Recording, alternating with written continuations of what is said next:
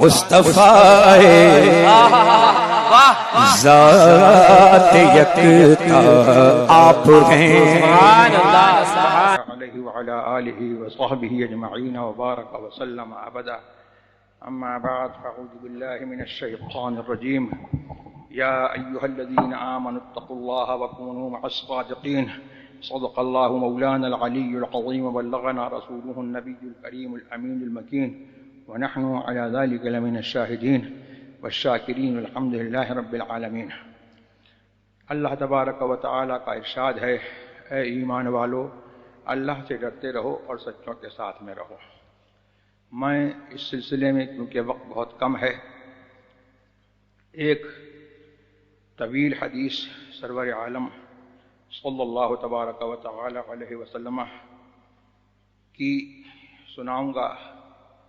اور اس سے یہ جائزہ لینے کی کوشش میں کروں گا، اور انشاءاللہ بہت صاف معلوم ہو جائے گا آپ کو کہ اللہ تبارک و تعالیٰ نے جن لوگوں کو یا ایھا الذین آمنوا کہہ کر کے پکارا ہے، ان کے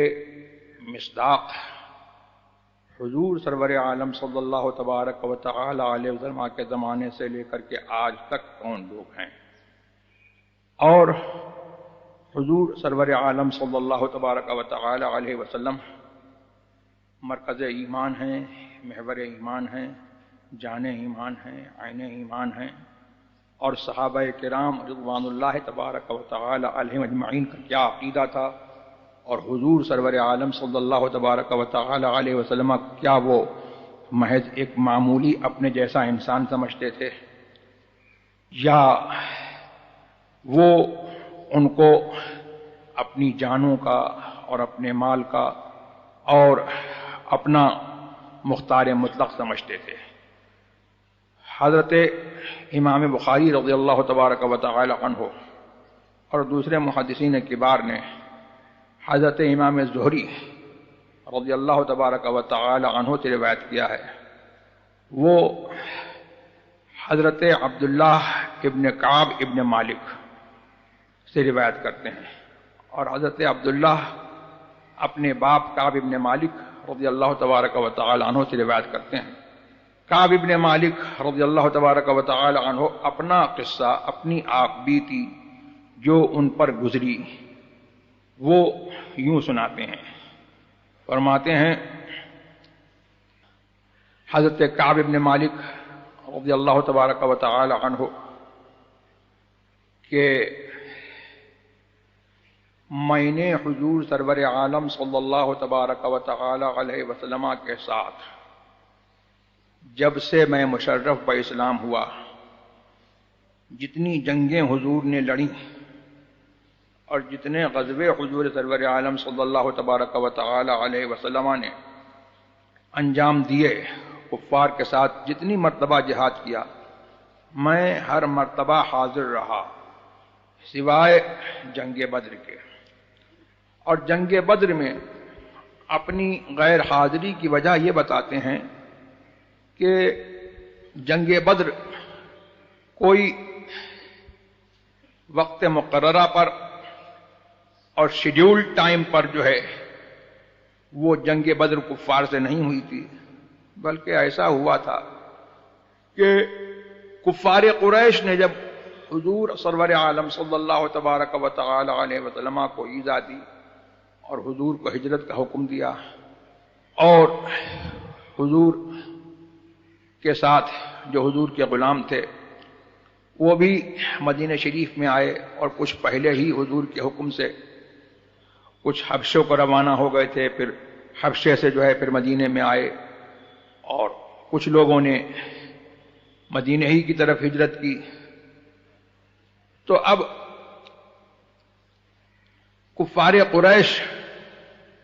کا قافلہ، یہ لوگ بزنس مین تھے، اور ان کا قافلہ جو ہے وہ مدینے سے ہو کر کے شام کی طرف جاتا تھا، تو کچھ حضور سرور عالم صلی اللہ تبارک و تعالی علیہ وسلم کے جانثاروں نے ہمت کی اور وہ قافلہ جو تجارت کے لیے جا رہا تھا وہ لوگ اس کے در پہ ہوئے۔ اب قریش کو جب معلوم ہوا تو قریش اس قافلے کو بچانے کے لیے نکلے، تو بغیر کسی شیڈیول ٹائم کے اور بغیر کسی وقت مقرر کے اور بغیر اس کے کہ یہ پہلے سے جنگ طے ہو، اتفاق سے اچانک مسلمانوں کا گروہ اور کفار کا لشکر جو ہے وہ آمنے سامنے ہو گیا، اور جنگ بدر کی جنگ پہلی جنگ حق و باطل کی ہوئی، جس میں اللہ تبارک و تعالی نے حضور سرور عالم صلی اللہ تبارک و تعالی علیہ وسلم کے وسیلے سے بے سر و سامان صحابہ کرام رضوان اللہ تبارک و تعالی علیہم اجمعین کو بہت سارے کفار کے لشکر جرار پر جو ساز و سامان سے ہتھیاروں سے لیس تھے ان پر فتح عطا فرمائی۔ حضرت کعب بن مالک کہتے ہیں کہ حضور سرور عالم صلی اللہ تبارک و تعالی علیہ وسلم کا یہ موقف اور یہ جہاد اور جنگ بدر یہ بہت ہی ایک ہسٹوریکل مومنٹ تھا اور بہت ہی تاریخی اور سب سے افضل جنگ جو حضور سرور عالم صلی اللہ علیہ وسلم نے کفار سے لڑی یہ تھی۔ پھر کہتے ہیں کہ لیکن اس کے باوجود میری یہ تمنا نہیں ہے کہ میں جنگ بدر میں شریک ہوتا، اس لیے کہ مجھے اللہ تبارک و تعالی نے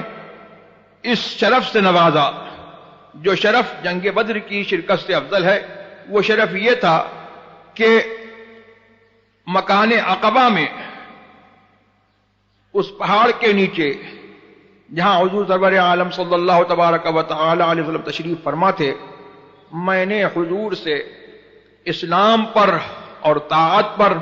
اور حضور کا کہنا ماننے پر میں نے عہد کیا۔ اس کے بعد کہتے ہیں کہ پھر تمام غزووں میں شریک رہا یہاں تک کہ غزوہ تبوک ہوا، اور یہ غزوہ تبوک سارے غزوے تو ہوئے، جنگ بدر ہوئی، جنگ احد ہوئی، یہ تو عربوں کی جنگ عربوں سے ہوئی، اور غزوہ تبوک یہ اس وقت کی جو بڑی پاورفل اور سپر پاور حکومت تھی روم کی، سرکار نے مدینے سے بہت دور سینکڑوں کلومیٹر دور تبوک میں شام کے قریب رومیوں سے جو ہے اس سپر پاور سے یہ جنگ لڑی اور حضور سرور عالم صلی اللہ تبارک و تعالی علیہ وسلم کو فتح حاصل ہوئی۔ کہتے ہیں کہ یہاں تک کہ غزوہ تبوک کی باری آئی اور حضور سرور عالم صلی اللہ تبارک و تعالی علیہ وسلم نے عام منادی فرما دی، اعلان فرما دیا کہ لوگ جو ہے اس کے لیے تیاری کریں، اور غزوہ تبوک سے پہلے حضور سرور عالم صلی اللہ تبارک و تعالی وسلم کا طریقہ یہ تھا اکثر بیشتر کہ اگر کسی غزوے کے لیے جاتے تو اپنا فائنل ڈیسٹینیشن نہیں بتاتے تھے بلکہ توریہ کرتے تھے اور پہلودار بات کہتے تھے کہ میں فلاں جگہ جا رہا ہوں، اور یہ حضور کے غلاموں کو معلوم ہوتا تھا کہ فائنل ڈیسٹینیشن کیا ہے، اور فرماتے تھے کہ جنگ جو ہے وہ دھوکے کا نام ہے، جنگ میں دشمن کو جو ہے اپنے راز سے واقف نہ کرایا جائے اور ایسی پالیسی اختیار کی جائے کہ دشمن جو ہے دھوکہ کھائے، تو یہ فرماتے تھے کہ جنگ دھوکے کا نام ہے۔ مگر غزوہ تبوک میں حضور سرور عالم صلی اللہ تبارک و تعالی علیہ وسلم نے عام منادی فرما دی اور فرما دیا کہ تبوک کی طرف جانا ہے، اور سب کو جو ہے حکم ہو گیا کہ کوئی جو ہے پچھڑنے نہ پائے اور سب لوگ جو ہے اپنی پوری تیاری سے نکلیں۔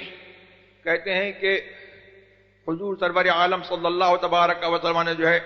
جب اعلان فرما دیا تو میں جو ہے اس وقت جو ہے میں بہت آسودہ حال تھا اور بہت ہی میں تونگر تھا، مالدار تھا، اور جہاد پر جو ہے مجھ کو بڑی قوت تھی. اور یہ غزوہ تبوک کس زمانے میں ہوئی؟ فرماتے ہیں بہت گرمی کا زمانہ تھا، جس زمانے میں پھل پک جاتے ہیں اور سائے جو ہے وہ گھنے ہوتے ہیں، ایسا زمانہ تھا. تو حضور سرور عالم صلی اللہ تبارک و تعالی نے اعلان فرمایا، اور جمعرات کے دن جو ہے صبح کو آپ جو ہے غزوہ تبوک کے لیے جو ہے مدینہ شریف سے روانہ ہوئے. اور حضور کی یہ عادت تھی کہ جب کسی سفر کے لیے نکلتے تھے تو جمعرات ہی کے دن جو ہے حضور جو ہے وہ سفر فرماتے تھے. اب کہتے ہیں کہ میں نے دل میں سوچا کہ حضور چلے گئے، میں کل جمعے کے دن جاؤں گا، بازار جاؤں گا اور اپنا ساز و سامان خریدوں گا، لشکر اور حضور سرور عالم صلی اللہ تبارک و تعالی علیہ وسلم سے جو ہے مل جاؤں گا. لیکن مجھے کچھ کام درپیش ہو گیا تو جمعے کے دن نہیں گیا. اور مجھے یہ سائے گھنے اچھے لگ رہے تھے اور یہ پھل پک گئے تھے، مجھے جو ہے اس کی طرف رغبت تھی، وہ اچھا لگ رہا تھا. تو دوسرے دن بھی جو ایسا ہوا کہ میں نے کہا کہ دوسرے دن نکل جاؤں گا، سامان خرید لوں گا اور اس کے بعد حضور سے مل جاؤں گا. کہتے ہیں کہ پھر مجھے کوئی کام درپیش ہو گیا، پھر میں نہیں جا سکا. اس کے بعد کہتے ہیں کہ مجھے جو ہے گناہ نے گھیر لیا اور میں جو ہے پھر بیٹھ رہا. اور اس کے بعد کہتے ہیں کہ میں نکلتا تھا بازاروں میں تو مجھ کو بڑی شرم آتی تھی اور مجھے جو ہے یہ بہت برا لگتا تھا کہ لوگ دیکھیں اور وہ کسی ایسے شخص کو دیکھیں کہ جس کے اوپر جو ہے انگلیاں اٹھائی جائیں اور لوگ تانا دیں کہ یہ منافق ہے. یعنی اس زمانے میں حضور سرور عالم صلی اللہ تبارک و تعالی علیہ وسلم کے غزوے میں اگر کوئی شخص نہ جائے تو وہ منافق سمجھا جاتا تھا. لیکن یہ وفادار غلام تھے تو ان کو اس سے تکلیف ہوتی تھی. کہتے ہیں کہ اور لشکر اتنا عظیم جرار لشکر تھا کہ اگر کوئی چھپنا چاہتا تو آسانی سے چھپ سکتا تھا، اس لیے کہ اس لشکر کو کوئی بہت بڑا رجسٹر بھی جو ہے اس کا احاطہ نہیں کر سکتا تھا، اتنا عظیم لشکر تھا. اور پچھڑنے والے جو لوگ پیچھے رہ گئے وہ 80 سے زیادہ کچھ لوگ تھے، یعنی 83 سے لے کر کے 89 تک ان کی تعداد رہی ہوگی. کہتے ہیں کہ حضور سرور عالم صلی اللہ تبارک و تعالی جب غزوہ تبوک میں جنگ میدان تبوک میں پہنچے تو مجھے یاد کیا اور کہا کہ کعب ابن مالک کہاں ہیں؟ تو کہتے ہیں کہ میری قوم کا ایک شخص تھا، اس نے کہا کہ کعب ابن مالک تو اپنے عیش میں جو ہے مست ہیں، وہ اپنے اچھے لباس میں مست ہیں اور وہ اپنے اچھے لباس کی طرف نظر کر رہے ہیں اور ان کو اچھے لباس کو دیکھنے سے فرصت نہیں ہے. تو کہتے ہیں کہ یہ شخص جو تھا غالباً منافق تھا اور کچھ اس کو حضرت کعب ابن مالک رضی اللہ تبارک و تعالی عنہ سے ذاتی رنجش تھی. تو حضرت معاذ ابن جبل رضی اللہ تبارک و تعالی عنہ نے فرمایا کہ اے شخص تو کتنی بری بات کہتا ہے، اور پھر ان کی معذرت پیش کی حضور کی خدمت میں کہ کہا کہ یا نبی اللہ، اللہ کے رسول صلی اللہ تعالی علیہ وسلم، یہاں سے آپ سنیے کہ یا نبی اللہ کہہ رہے ہیں صحابہ پکار رہے ہیں یا نبی اللہ. یہی تو مسلک اہل سنت ہے، ہم بھی تو پکارتے ہیں یا رسول اللہ. ہاں یہی جو ہے مسلک اہل سنت ہے اور یہی مسلک اعلی حضرت غید میں جل جائیں بے دینوں کے دل یا رسول اللہ کی کثرت کی. کوئی بات ہوتی صحابہ جو ہے یا نبی اللہ یا رسول اللہ کہہ کر کے پکارتے، کہنے لگے یا نبی اللہ، اے اللہ کے نبی، ہم تو اس آدمی کو جو ہے اچھا ہی جانتے ہیں، یہ غلط کہہ رہا ہے. حضور سرور عالم صلی اللہ تبارک و تعالی علیہ وسلم خاموش ہو گئے. اب اس کے بعد کہتے ہیں کہ میں جو ہے اپنے تمام اصحاب میں بہت پاورفل آدمی تھا، بہت طاقتور آدمی تھا. میں جو ہے آتا تھا، بازاروں میں چلتا تھا اور بازاروں میں گھومتا تھا، اور میرے دو ساتھی اور تھے، مرارہ ابن ربیعہ اور ہلال ابن امیہ، وہ بھی میرے پیچھے جو ہے میرے ساتھ میں جو ہے وہ بچھڑ گئے تھے. کہتے ہیں کہ میں اسی حال میں جو ہے رہا اور میں سوچتا رہا کہ میں حضور کی خدمت میں جب حضور کی خدمت میں آؤں گا اور حضور تشریف لائیں گے، حضور کی خدمت میں حاضر ہوں گا، تو کیسے بات بناؤں، کیسے میں ایکسکیوز کروں؟ ہاؤ کین آئی ایکسکیوز، میں کیا بہانہ بناؤں؟ اور حضور سرور عالم صلی اللہ علیہ وسلم کو کیسے میں پرسویٹ کروں، کیسے میں راضی کروں، اور حضور کے غصے سے، حضور کے جلال سے کیسے بچوں؟ یہ صحابہ ہیں، یہ سمجھتے تھے کہ ان کا جلال جو ہے، ان کا جلال نہیں ہے، یہ خدا کا غضب ہے۔ یہی تو مسلک اعلیٰ حضرت ہے، نہیں وہ میٹھی نگاہ والا، خدا کی رحمت ہے جلوہ فرما، غضب سے ان کے خدا بچائے، جلال باری تب۔ تو پھر کہتے رہے ایسے کہوں گا، ویسے کہوں گا، جھوٹے ہیلے بہانے جو ہے دل میں آتے رہے، زبان سے نہیں کہا، اب دل میں جو ہے سوچتے رہے کہ یہ کہہ دوں گا، وہ کہہ دوں گا، لیکن اس کے بعد جو ہے دل میں جو ہے یہ جو نے ارادہ جما لیا کہ سچ بولوں گا۔ اور کہا کہ اتنے میں پھر یہ ہوا کہ حضور سرور عالم صلی اللہ تبارک و تعالی علیہ وسلم تشریف لے آئے، ان کے تشریف آوری کی خبر جو ہے وہ ایک دن پہلے مل گئی کہ کل آ رہے ہیں۔ تو حضور سرور عالم صلی اللہ تبارک و تعالی علیہ وسلم دن جب چڑھ گیا، سن رائز کے ٹائم پر جو خوب اچھا سورج چڑھ گیا اوپر، آپ تشریف لائے تو سب سے پہلے حضور اپنی عادت کے مطابق مسجد میں گئے۔ حضور کی عادت تھی جب کسی سفر سے واپس ہوتے تو اپنے گھر والوں سے نہیں ملتے تھے، اپنے گھر میں نہیں جاتے تھے، مسجد میں جاتے تھے اور 2 رکعتیں جو ہے وہ شکرانے کی پڑھتے تھے، اور اس کے بعد جو ہے پھر جو ہے اپنے صحابہ سے ملتے تھے اور اس کے بعد گھر میں جاتے تھے۔ تو کہتے ہیں کہ حضور جو ہے اپنی عادت کے مطابق مسجد میں تشریف لائے اور صحابہ سے 2 رکعتیں پڑھیں، پھر صحابہ سے ملے۔ اب لوگ جو ہے آتے تھے، جو منافق تھے وہ لوگ جو ہے آتے رہے اور حضور سے جو ہے باتیں بناتے رہے، حضور ہم کو یہ کام لگ گیا، وہ کام لگ گیا۔ حضور نے جو ہے ان کا جو ظاہری عذر تھا وہ قبول کر لیا اور ان کا باطن اور ان کے اندر کی بات اللہ کے سپرد کر دی۔ اور یہ حضور کا قاعدہ تھا، حضور نے فرمایا کہ ہم کو یہ حکم ہے کہ ہم جو ہے ظاہر پر عمل کریں اور باطن جو ہے اللہ کے سپرد کر دیں۔ تو حضور کو سب خبر تھی، لیکن حضور کو حکم نہیں تھا ان کے راز کھولنے کا، تو حضور نے جو ہے ان کے ظاہر کو قبول کر لیا۔ کہتے ہیں کہ اب میری باری آئی، میں حضور کی خدمت میں حاضر ہوا، تو کہتے ہیں کہ میری نظر جب حضور پر پڑی تو حضور جو ہے مسکرائے، لیکن اس مسکراہٹ میں غصہ تھا، جلال تھا۔ حضور نے فرمایا کہ کعب ابن مالک، تم نے تو اپنی اونٹنی خرید لی تھی، کیوں نہیں آئے؟ تو کہتے ہیں کہ یا رسول اللہ، اگر میں کسی اور کی خدمت میں بیٹھتا اور میں اس سے جھوٹ کہتا تو اس کے غصے سے بچ سکتا تھا، لیکن مجھے یقین ہے کہ اگر میں آپ کے سامنے سچی بات کہوں گا حضور کو جلال آ جائے گا، لیکن اللہ سے جو ہے مجھے امید ہے کہ اللہ تبارک و تعالیٰ آپ کو راضی فرما دے گا، اور اگر میں جھوٹ بولوں گا تو اللہ تبارک و تعالیٰ آپ کو مطلع فرما دے گا، اور نہ میں پھر آپ کے عذاب سے بچ پاؤں گا، نہ خدا کے عذاب سے بچ پاؤں گا۔ تو یہ صحابہ کا کیا عقیدہ تھا؟ صحابہ کا عقیدہ یہ تھا کہ ہمارا پروفٹ جو ہے، our prophet knows the intrinsic, knows whatever we conceal in our heart, and he knows the unseen. وہ غیب کی خبر جانتے ہیں، ہمارے دل میں کیا ہے اس کو بھی وہ خبر رکھتے ہیں، اور صرف جانتے نہیں ہیں بلکہ he can observe whatever is in heart. جو کچھ ہمارے ہاتھ دل میں ہے وہ اس کو دیکھتے ہیں۔ سبحان اللہ۔ تو یہ تو صحابہ کا عقیدہ۔ اب اس کے بعد جو ہے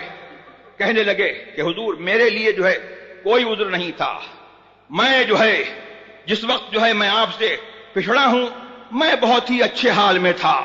تو پھر حضور نبی کریم صلی اللہ علیہ وسلم نے فرمایا کہ یہ سچ کہتا ہے۔ کہا کہ اٹھ جاؤ، جب تک اللہ تبارک و تعالیٰ کا حکم تمہارے معاملے میں آئے اس وقت تک صبر کرو۔ اب صبر کی منزل دیکھیے، سبحان اللہ۔ اب جہاں پر جو ہے ان کی قوم کے لوگ بولے، اے شخص تو نے اپنے آپ کو ذلیل کر لیا، حضور سے تو کچھ بہانہ بنا دیتا، کوئی عذر کر دیتا، حضور استغفار کرتے، تیری شفاعت کرتے تو تیرا جو ہے گناہ معاف ہو جاتا۔ صحابہ کا عقیدہ کیا تھا کہ یہ شفاعت کر دیں گے اللہ معاف فرما دے گا۔ یہی تو مسلک اعلیٰ حضرت ہے، یہی مسلک اہل سنت ہے۔ اب آئی شفاعت کی ساعت اب آئی، ذرا چین لے میرے گھبرانے والے. سبحان اللہ. تو اس کے بعد جو ہے کہنے لگے کہ وہ لوگ کہنے لگے کہ تو نے جو ہے اپنے آپ کو جو ہے وہ ایسی منزل میں ڈال لیا کہ اب معلوم نہیں کہ تیرا کیا فیصلہ ہوتا ہے. کہتے ہیں کہ تھوڑی دیر کو مجھے خیال ہوا کہ لوٹ جاؤں اور میں کہہ دوں کہ جھوٹ بول دوں کہ نہیں حضور ایسا ہوا ویسا ہوا. میں نے کہا کہ یہ بتاؤ کہ مجھ سے پہلے بھی جو ہے کیا کسی نے جو ہے سچ سچ حضور کی خدمت میں عرض کیا ہے؟ بولے ہاں، ہلال ابن امیہ اور مرارہ ابن ربیعہ، ان دونوں نے جو ہے جیسے تم نے کہا ویسے ہی انہوں نے بھی جو ہے سچا جو ہے اپنا حال بیان فرما دیا. تو کہا کہ بس مجھے ان دو سچوں کی ذات میں میرے لیے جو ہے رہنمائی ہے، میں ان کو فالو کروں گا. اور یہ لوگ جو ہے نیک لوگ تھے جو بدر کی جنگ میں جو ہے حضور کے ساتھ شریک ہوئے تھے. کہا کہ میں جو ہے حضور سے جھوٹ نہیں بولوں گا. اب کہتے ہیں کہ حضور سرور عالم صلی اللہ تبارک و تعالی علیہ وسلم نے فرمایا کہ ان تینوں سے کوئی بات نہیں کرے گا. سوچو، ہلال ابن امیہ، مرارہ ابن ربیعہ، کعب ابن مالک، یہ حضور کے سچے غلام تھے، کلمہ پڑھتے تھے. اب کوئی جو ہے علماء کونسل والے ہوتے یا کوئی جو ہے آج والے ہوتے تو کہتے کہ میاں جو ہے ہم جو ہے صرف جو ہے سیاسی اتحاد کر رہے ہیں اور ہم سے جو ہے صرف جو ہے دنیا کی وجہ سے اتحاد کر رہے ہیں، ہم کوئی مذہب میں اتحاد تھوڑی کر رہے ہیں. اور یہ کہتے کہ یہ بھی کلمہ پڑھنے والے ہیں، ہم بھی کلمہ پڑھنے والے ہیں، ان سے بات کرنا کیوں چھوڑیں. لیکن سبحان اللہ، کعب ابن مالک کے رشتہ داروں نے جو ہے ان کو چھوڑ دیا، بیٹے نے چھوڑ دیا، بیوی نے چھوڑ دیا. کوئی کعب ابن مالک کسی کے باپ ہوں گے تو بیٹے نے بھی چھوڑ دیا، باپ اور بیوی نے بھی چھوڑ دیا، بھائیوں نے بھی چھوڑ دیا. معلوم یہ ہوا کہ وہ صحابہ کا عقیدہ یہ تھا کہ ہمارا رشتہ محمد رسول اللہ سے ہے اور کسی سے نہیں ہے. اور ان کا عقیدہ کیا تھا؟ ان کا عقیدہ یہ تھا جیسے اعلیٰ حضرت فرماتے ہیں کہ خلق کے حاکم ہو تم، رزق کے قاسم ہو تم، بھی کھو جاتا ہے تم تو کرو.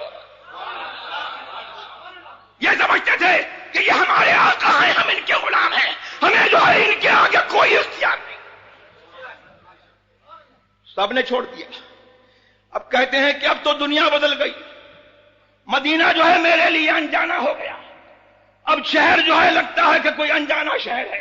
دیواریں لگتی ہیں جیسے انجانی دیواریں ہیں، لوگ لگتے ہیں جیسے کہ انجانے لوگ ہیں، کوئی مجھ سے نہیں بول رہا. کہتے ہیں لیکن اس کے باوجود میں جو ہے صبر کے ساتھ جو ہے چلتا تھا، بازاروں میں چلتا تھا اور حضور کی مسجد میں آتا تھا، نماز پڑھتا تھا اور دیکھتا تھا کہ کیا حضور نے میرے سلام کا جواب دیا. حضور نے میرے سلام کا جواب دیا. حضور نے ان سے جو ہے سلام بند کر دیا اور حضور کے غلاموں نے سلام بند کر دیا. کہتے ہیں کہ پھر میں ایک ساریہ، ایک عمود، ایک پلر کی طرف جو ہے کھڑے ہو کر کے، سنت یہی ہے کہ جب اکیلا نماز پڑھ رہا ہے تو کوئی پلر وغیرہ ہو اس کے سامنے جو ہے کھڑا ہو جائے تاکہ ستھرا ہو جائے. تو کہتے ہیں کہ پلر کی طرف جو ہے توجہ کر کے میں اپنی نماز کی طرف متوجہ ہوتا تو میں دیکھتا کہ حضور کنکھیوں سے جو ہے مجھے دیکھ رہے ہیں، اور جب میرا چہرہ حضور کی طرف ہوتا تو حضور منہ پھیر لیتے تھے. مجھے اس سے تکلیف ہوتی تھی. سبحان اللہ. پھر کہہ رہے ہیں کہ یہی جو ہے حالت میں جو ہے ایک دن ایسا ہوا کہ بازار میں جا رہا تھا تو غسان بادشاہ شام جو ہے اس کا خط آیا، اور ایک نصرانی جو ہے، یا تمہاری کوئی ذلت ہو ہم تمہاری عزت کریں گے اور ہم تمہیں جو ہے بہت رسپیکٹ کے ساتھ رکھیں گے، ہمارے پاس آ جاؤ. سبحان اللہ. تو دل میں سوچتے، لیکن یہ سچی غلامی کو انہوں نے جو ہے یہی مسلک اعلیٰ حضرت ہے کہ انہیں جانا، انہیں مانا، نہ رکھا غیر سے کام. للہ الحمد میں دنیا سے مسلمان گئے. کہتے ہیں کہ یہ تو اور مصیبت ہو گئی. تو کہتے ہیں کہ میں نے جو ہے اس خط کو لیا اور تندور میں آگ بھڑکائی اور تندور میں جو ہے اس خط کو جلا دیا کہ یہ خط ہی نہیں رہے گا کہ جو مجھے جو ہے جانے کا خیال ہو یا کسی کو جو ہے اس خط کے اوپر اطلاع ہو تو سمجھے کہ میں سازش کر رہا ہوں. سبحان اللہ. تو اس کے بعد جو ہے کہتے ہیں کہ اسی حال میں جو ہے 40 راتیں گزر گئیں. اب حضور سرور عالم صلی اللہ تبارک و تعالی علیہ وسلم نے امتحان لیا کعب ابن مالک کا اور مرارہ ابن ربیعہ کا، ہلال ابن امیہ کا. کعب بن مالک کے پاس جو ہے قاصد بھیج دیا، اپنا میسنجر بھیج دیا اور کہلوا دیا ان کی بیوی سے، ان سے کہلوا دیا کہ اپنی بیوی کو چھوڑ دو۔ انہوں نے کہا طلاق دے دوں؟ کہا نہیں، طلاق مت دو، لیکن اس سے صحبت مت کرنا، اس کے پاس مت رہنا۔ اور ایسے ہی جو ہے مرارہ ابن ربیعہ سے کہلوایا، یہی جو ہے ہلال ابن امیہ سے کہلوایا۔ تو کہتے ہیں کہ ہلال ابن امیہ کی بیوی حضور کی خدمت میں حاضر ہوئی اور وہ کہنے لگی کہ ہلال ابن امیہ بہت بوڑھا شخص ہے اور اس کا تو عجیب حال ہے، اور ان دونوں کا عجیب حال ہوا کہ یہ لوگ جو ہے نڈھال ہو گئے، غم سے لیٹ گئے، پس گئے، اور کہتے ہیں کہ اپنا سر نہیں اٹھاتے تھے۔ تو کہنے لگے کہ بوڑھا شخص ہے اور وہ نہ کھاتا ہے نہ پیتا ہے، میں کیا اس کی خدمت کر سکتی ہوں؟ حضور نے کہا کہ ہاں خدمت کرو، لیکن تم سے ہرگز صحبت نہ کرے۔ تو کہا کہ اس کے اندر اس کی طاقت ہی نہیں ہے۔ سبحان اللہ، یہ صحابہ کا معاملہ تھا کہ اگر کہہ دیں کہ بیوی چھوڑ دو تو بیوی چھوڑ دیں، کہہ دیں کہ بھائی چھوڑ دو تو بھائی چھوڑ دیں۔ کہہ رہے ہیں کہ اب یہاں پر جو ہے کہتے ہیں کہ جب میری مصیبت جو ہے بہت زیادہ ہوئی اور مجھے صبر نہیں ہوا، تو ایک دن جو ہے میں اپنے بھائی کے باغ میں کیسے گیا، دروازہ بند تھا، دیوار پر میں چڑھ گیا، میرا چچازاد بھائی ابو قتادہ تھا جو میرا چچازاد بھائی تھا، میں نے اس کو سلام کیا، اس نے سلام کا جواب نہیں دیا۔ میں نے کہا کہ کیا تو یہ سمجھتا ہے، مجھے بتا دے کہ کیا ہے، میں اللہ و رسول سے محبت کرتا ہوں؟ اس نے جواب نہیں دیا۔ دوسری مرتبہ کہا خدا کی قسم تجھ کو دیتا ہوں میرے سوال کا جواب دے، اللہ و رسول سے محبت کرتا ہوں کہ نہیں؟ تو اس نے جواب نہیں دیا۔ پھر تیسری مرتبہ قسم دی کہ میں جو ہے تجھ سے سوال کرتا ہوں کہ میں اللہ رسول سے محبت کرتا ہوں، تو اس نے کہا اللہ و رسولہ اعلم، اللہ جانے اس کا رسول جانے۔ یہی تو مسلک اعلی حضرت ہے کہ اللہ جانے اور اللہ کے دیے سے جو ہے رسول جانے۔ اسی لیے تو اعلی حضرت نے فرمایا کہ اور کوئی غیب کیا تم سے نہا ہو بھلا، جب نہ خدا ہی چھپا تم پہ کروڑوں درود۔ تو کہتے ہیں کہ پھر تو مجھے رونا آیا اور میں جو ہے دیوار جو ہے پھاند کر کے جو ہے چلا گیا۔ کہتے ہیں کہ اسی حالت میں جو ہے جب میں ایک جو ہے دن فجر کی نماز پڑھ کر کے اپنی چھت پر بیٹھا تھا، تو میں سنتا ہوں کہ سلا پہاڑ کی چوٹی سے جو ہے کوئی کہہ رہا ہے اے کعب ابن مالک تجھ کو بشارت ہو۔ تو کہتے ہیں میں نے کہا الحمدللہ، اب جو ہے میری صبر کی گھڑی جو ہے وہ ختم ہوئی اور انشاءاللہ خوشی کی گھڑی آ گئی۔ کہتے ہیں کہ پھر وہ شخص جو ہے گھوڑا دوڑاتا ہوا جو ہے میرے پاس آیا اور اس کی آواز اس سے پہلے میرے پاس آئی، میں نے اس کو اپنے دونوں کپڑے جو ہے دے دیے بشارت کے طور پر، علامت کے طور پر کہ خدمت میں حضور کی جاؤ اور یہ بتا دو کہ غلام حاضر ہو رہا ہے۔ کہتے ہیں کہ اور میری توبہ جو ہے جو قبول ہوئی ہے، تو قبولیت کی خبر جو ہے حضور پر جو ہے وہ نازل ہوئی تھی۔ وہی نازل ہوئی تھی کب؟ جب تہائی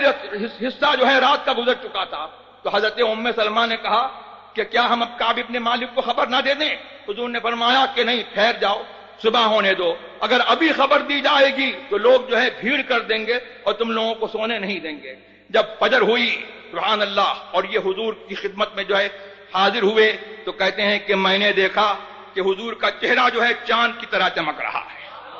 حضور خوش ہیں، اور جب حضور کی خوشی کا عالم ہوتا تھا تو حضور کا چہرہ جو ہے ایسے ہی چمکتا تھا۔ فرماتے ہیں کہ میں نے جو ہے مجھ سے حضور نے جو ہے کہا کہ اے کعب ابن مالک تجھ کو جو ہے ایسے دن کی خوشخبری دیتا ہوں جو دن تیرے لیے جو ہے تیری پیدائش سے لے کر کے آج تک جو ہے سب دنوں سے زیادہ بہتر ہے، اس دن کی تجھ کو خوشخبری ہو۔ تو کہا کہ یہ آپ کی طرف سے ہے یا اللہ کی طرف سے ہے؟ فرمایا کہ نہیں، یہ اللہ کی طرف سے ہے۔ اور کہتے ہیں کہ ہمارے ہی جو ہے حق میں جو ہے یہ آیت نازل ہوئی کہ لقد طاب اللہ علی النبی والمہاجرین والانصار الذین اتبعوه فی ساعۃ العسرہ حتی اذا ضاقت علیہم انفسهم وضاقت علیہم الارض بما رحبت فتاب علیہم وهو التواب الرحیم۔ اللہ تبارک و تعالی نے اس نبی صلی اللہ تعالی علیہ وسلم کر اپنی رحمت سے رجوع فرمایا اور مہاجرین و انصار کی توبہ کو قبول فرمایا، جنہوں نے حضور کی پیروی کی حضور کی غلامی کی فی ساعۃ العسرہ، اس مشکل کی گھڑی میں، جنگ تبوک میں، اور یہاں تک کہ جب ان لوگوں پر جو ہے ان کی جانیں تنگ ہو گئیں اور زمین ان پر جو ہے تنگ ہو گئی اپنی کشادگی کے باوجود، اللہ نے ان کی توبہ قبول فرمائی، اور وہی توبہ قبول کرنے والا مہربان ہے۔ اور کہتے ہیں ہمارے ہی حق میں یہ آیت نازل ہوئی جو میں نے پہلے پڑھی، یا ایھا الذین آمنوا اتقوا اللہ وکونوا مع الصادقین، اے ایمان والو اللہ سے ڈرتے رہو، وکونوا مع الصادقین، اور سچوں کے ساتھ میں رہو۔ تو کہتے ہیں کہ پھر میں نے جو ہے حضور کی خدمت میں عرض کی کہ میری توبہ یہ ہے کہ حضور میں ہمیشہ سچ بولوں گا۔ تو جھوٹ تو بولا نہیں تھا، لیکن یہ یہاں سے مسئلہ معلوم ہوا کہ دل میں جو ہے کسی گناہ کا پکا ارادہ کر لینا وہ بھی گناہ ہے۔ دل میں تو انہوں نے جو ہے ٹھان لیا تھا کہ حضور سے ایسے بولوں گا ویسے بولوں گا، تو اس سے توبہ کر رہے ہیں، زبان سے نہیں کہا ہے لیکن دل میں جو ہے برا خیال آیا، اس سے توبہ کر رہے ہیں۔ ہاں سبحان اللہ، کہا کبھی جھوٹ نہیں بولوں گا، اور میری توبہ یہ ہے کہ اللہ اور رسول کے لیے جو ہے میرا سارا مال صدقہ ہے، سارے مال سے میں جو ہے دستبردار ہوتا ہوں۔ فرمایا کہ نہیں، اپنا کچھ مال جو ہے چھوڑ دو تو تمہارے لیے یہ بہتر ہے۔ تو فرمایا کہ عرض کیا کہ جو خیبر کا میرا حصہ ہے وہ میں لے لیتا ہوں۔ اس کے بعد پھر جو ہے کہتے ہیں کہ ہم لوگوں نے جو ہے اللہ تبارک و تعالیٰ کا شکر ادا کیا کہ اللہ تبارک و تعالیٰ نے جو ہے ہم کو یہ نعمت عطا فرمائی، اور میرے دونوں دوستوں کو، ہلال ابن امیہ کو اور مرارہ ابن ربیعہ کو یہ نعمت عطا فرمائی کہ ہم نے جو ہے حضور سے سچ بولا۔ تو میں نے یہ دعا کی کہ اللہ تبارک و تعالیٰ نے جس طرح جو ہے مجھے آزمایا ہے، ایسے جو ہے کسی اور کو نہ آزمائے، اور اللہ تبارک و تعالیٰ جو ہے اگلی زندگی میں جو ہے آگے کی جو زندگی ہے میری، اس میں جو ہے مجھے محفوظ رکھے۔ تو یہ میں نے چند باتیں جو ہے آپ کے سامنے سنا دی، جس سے آپ جو ہے یہ خوب سمجھ سکتے ہو کہ صحابہ کیا سمجھتے تھے کہ ہمارا رشتہ حضور سے ہے، اور جس کا رشتہ حضور سے ہے ہمارا اس سے رشتہ ہے، اور جس سے حضور نے جو ہے منع فرما دیا ہم اس سے نہیں ملیں گے۔ یہ صحابہ کا جو ہے عقیدہ تھا، اور پھر یہ بھی صحابہ کا عقیدہ تھا کہ حضور ہم جیسے نہیں ہیں بلکہ ایسے ہیں کہ وہ سارے انسانوں کے بادشاہ ہیں اور سارے انسانوں کے حاکم ہیں اور سب ان کے غلام ہیں۔ اور یہ بھی ان کا عقیدہ تھا کہ حضور کی شفاعت جو ہے، جس کے لیے حضور کی شفاعت ہو جائے گی اس کی بخشش ہو جائے گی۔ یہی میرے سرکار نے یہی تو فرمایا ہے کہ شفاعتی لأہل الکبائر من امتی، میری شفاعت جو ہے میری امت کے بڑے گناہ گاروں کے لیے ہے۔ اور میری ایک دوسری حدیث میں جو وہاں مدینہ شریف میں ابھی لکھی ہوئی ہے، نیکیوں کو نظر نہیں آئی ہے ورنہ اس کو مٹا دیتے، فرمایا شفاعتی حق فمن لم یؤمن بها لم یکن من اہلها، میری شفاعت جو ہے وہ برحق ہے، جو اس پر ایمان نہیں رکھتا وہ شفاعت اس کو نہیں ملے گی، شفاعت ان کو ملے گی جو شفاعت کو مانتے۔ تو مسلک اہل سنت والجماعت جو ہے یہی مسلک اعلیٰ حضرت ہے، جس کو پہچان کے لیے مسلک اعلیٰ کہا جاتا ہے۔ اسی کا نام جو ہے بریلویت ہے۔ یہ وہ بریلویت ہے جو حضور کے زمانے سے جو ہے